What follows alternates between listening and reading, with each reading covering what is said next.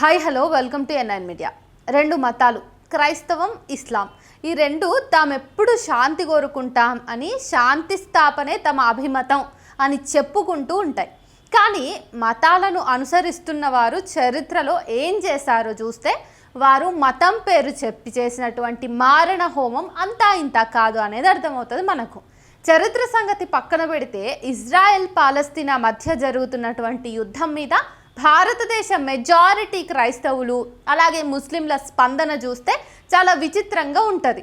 భారతదేశ క్రైస్తవులకు ఇజ్రాయెల్లో ఉండేటటువంటి యూదులకు ఎటువంటి సంబంధము కూడా లేదు. ఇక్కడ మెజారిటీ క్రైస్తవులు దళిత నేపథ్యం నుంచి వచ్చిన వాళ్ళే ఎక్కువ మంది ఉంటారు. వీరికి హిందూ మతంలో బ్రాహ్మణ భావజాలం కానీ ఆధిపత్యం కానీ నచ్చదు. ఈ కులాధిపత్యాన్ని వాళ్ళు నిరసిస్తూ పుంఖాలుగా రాస్తారు. కానీ ఇజ్రాయెల్ విషయం వచ్చేసరికి మాత్రం వీళ్ళ న్యాయ పోరాటం అనేది మానవులంతా సమానం అనే వాదనలు గాలికి పోయి ఎప్పుడో యూదులకు దేవుడు ప్రామిస్ చేసినటువంటి భూభాగం కావాలి అని అరుస్తూ ఉంటారు.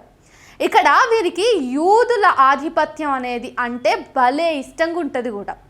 యూదులు చాలా ప్రత్యేకం కల వాళ్ళని చెప్పేసి వాళ్ళకి అధిక నోబెల్ ప్రైజులు వచ్చినాయి అని చెప్పేసి గొప్పలు చెప్తూ ఉంటారు వీళ్ళందరూ.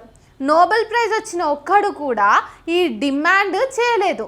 సో ఇక్కడ ఉన్నటువంటి క్రైస్తవ బత్తాయిలకు యూదుల మీద ప్రేమ ఏం ఉండదు. కేవలం బైబిల్లో వారి గురించి ఉంది కాబట్టి వీళ్ళు వాళ్ళ మీద ప్రేమను ఒలకబోస్తూ ఉంటారంతే. ఈ బాపత్ బ్యాచ్కి అన్యాయం మీద పోరాటం అనేటటువంటి మాటకు అర్థం కూడా తెలియదు నిజానికి. ఇది మతాధారిత మానవవాదం అంతే. మతం ద్వారా తమ మతస్థులైనటువంటి మనుషుల మీద కలిగేటటువంటి ప్రేమ మాత్రమే. సేమ్ ఇదే ముస్లింలకు కూడా వర్తిస్తుంది.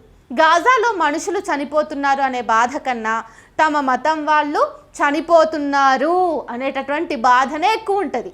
ఇజ్రాయెల్ అన్యాయం చేస్తోంది అని చెప్పేసి అరిచిన ఇదే మంద నిన్న ఇరాన్ ఇజ్రాయెల్పై దాడి చేస్తే భారతదేశంలో కొందరు ముస్లింలు ఇజ్రాయెల్కి దీపావళి వచ్చింది అని చెప్పేసి పైశాచికంగా ఆనందాన్ని పొందిర్రు. ఒక దేశం మీద దాడి చేస్తే అసలు యుద్ధం వద్దు అనేటటువంటి సామాన్య పౌరులు కూడా చనిపోతారు అంతే కదా. ఇప్పుడు భారతదేశం కొన్ని రాజకీయ పార్టీల వల్ల మతరాజ్యంగా ప్రపంచ దేశాలు చూస్తున్నాయి. ఇప్పుడు మన దేశం మీద దాడి జరిగితే కేవలం హిందూ మతోన్మాద సంత మాత్రమే చనిపోతారా, లేక ఈ విధానాన్ని వ్యతిరేకిస్తున్న హిందువులు, ఇతర ముస్లింలు, క్రైస్తవులు కూడా చనిపోతారా? అందరు చనిపోతారు కదా. న్యాయం ఎప్పుడూ ఒక్కటే ఉంటుంది.